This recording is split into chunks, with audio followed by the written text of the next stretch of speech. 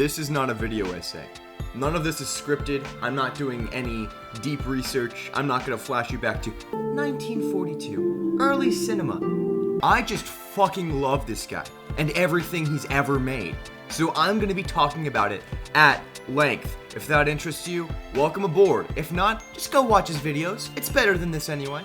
This guy's a genius. His name's Worthikids. He's known for his animations, but it's not just the animation that's mind-blowing. He voice acts, he animates, he draws, he sings, he composes music. And to top it all off, he's a comedic genius. He does a lot of stuff, so let's take it step by step, starting with like his reverse dubs. So what he'll do is he'll find a clip of something and he'll take the sound from that and animate over it, which is already a fantastic way to practice animation. He usually animates these sequences where people are speaking in an incredibly impassioned way. And he represents this in the heightened way that animation can and reality can't. He does a lot of clips from the Eric Andre show, but probably my favorite example of this has got to be the PEPE SILVIA bit from It's Always Sunny in Philadelphia. It's one of the show's most well-known jokes, and for good reason. The sheer scattered energy bursting out of this scene is not even comparable to anything else I've ever seen on network television before.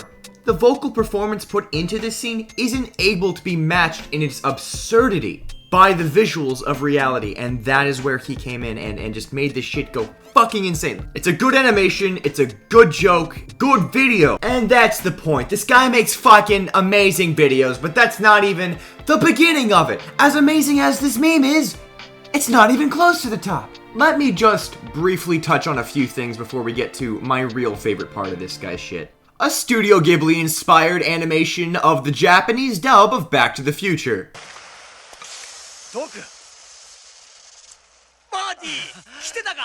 A surreal shitpost about Bob Ross hating Dick Van Dyke. It's a beautiful color, very rich in tone, likable, really. Unlike Dick Van Dyke. I've not even seen the show, Frasier, but I think I have now because of this joke about them being demon hunters? Perhaps a half damnation. Let's ask Dad. A revolting visualization of a joke done by the McElroy brothers. Did you get book jaundice? A simulated clip of a non-existent holiday special from a franchise that doesn't exist that just oozes charm. And I thought it was real. How's it coming, Hattie? Not very good. And just like a really fucking cute side story about Jason fucking from Friday the 13th. Taking some other horror movie monsters to get snacks at a gas station.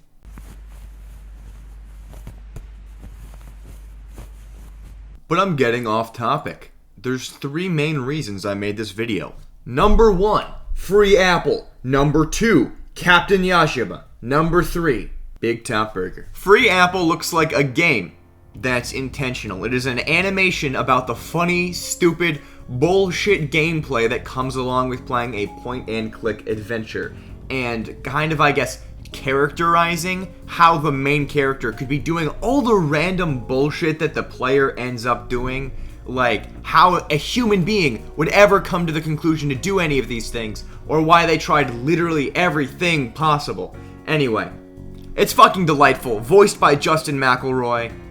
This is one of my favorite videos of all time, and I shit myself every time I watch it. Here, traveler, take the apple as a gift from me. See, now we're cooking. Free apple, haunted cavern. Absolutely bog standard, old man.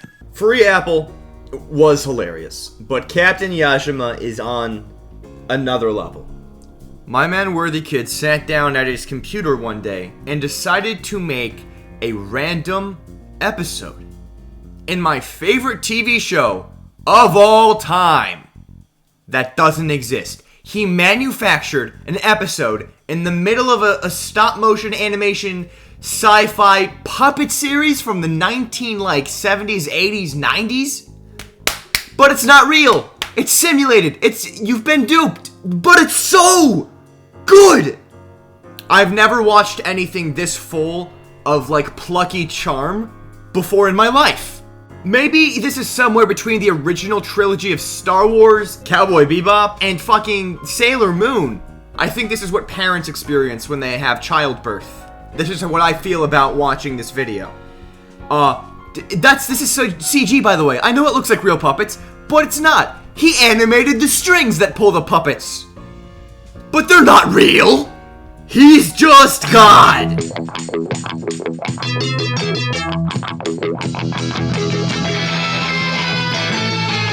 You can't forget, he's a fucking composer too. I'm gonna go into cardiac arrest over how much I love this man's work. Anyway, next is his sort of mini TV series called Big Top Burger. About a food truck run by clowns. 3 of them are people dressed up as clowns. One of them is a true clown. I'll let you taste that concept for yourself. Anyway, if you know MC Cheshire lore, you know I love clowns. I bet you don't love clowns, you dumb piece of shit. You don't like clowns, because you let society tell you what to do. You don't like clowns because it doesn't make sense to like clowns. Why do I like clowns? Because fuck you. I can like clowns. I will like clowns. And I love this series. They run a stupid food truck. The food's barely even the point. This girl is like super nice, then there's some goth chick, then there's some guy who's like, oh mate, what's going on here? And then there's a psychopath in the front. It reminds me somewhat of The Office, but good. They have a rival food truck run by 3 people dressed up as zombies and a real zombie. And they pride themselves on how shit their food is. Because fucking Instagram people eat shit food just to take pictures. They have like a fucking anime battle every couple episodes. There's an episode where the clown just fights an elk. Oh god, there's one that just makes no sense. I love this series. I can't stress enough. It just comes together, and then randomly they'll hit you with just the calmest, most wholesome, zen vibe-ass shit you've ever seen. And you're like, god damn. I feel like I just got a visual hug. And then the next episode, they'll be at a food truck expo fighting their zombie companion. Like, it's... I understand that I was rambling. I'm gonna try to focus here. A lot of the comedy in this show comes from the animation. The visual comedy is just, to a degree, hitherto unknown, in my opinion. The voice acting is superb. There's a character that sounds like Raven. You know how many shonen anime took the concept of school and then made it a setting for ridiculous anime bullshit? Imagine that with like a really weird wage slave job. That's what this kind of feels like. It's not ramping up in intensity too much at this moment, but from how things are going, it feels like it'll get there. Imagine The Office plus My Hero Academia plus working at Walmart customer service. The point is, I can't recommend it enough. I really can't. I forgot to mention one thing that he made. It's the first thing I ever saw of his, and it's probably my favorite, maybe behind Captain Yajima, but continuing with clowns, it's called The Wire. Dude wrote a song, a real banger of a song, and animated some fucking insane rescue sequence to it in a battle between clowns and the undead. Clown zombie war. They're fighting. Go fucking subscribe to this guy. I cannot stress enough. Why did he do this?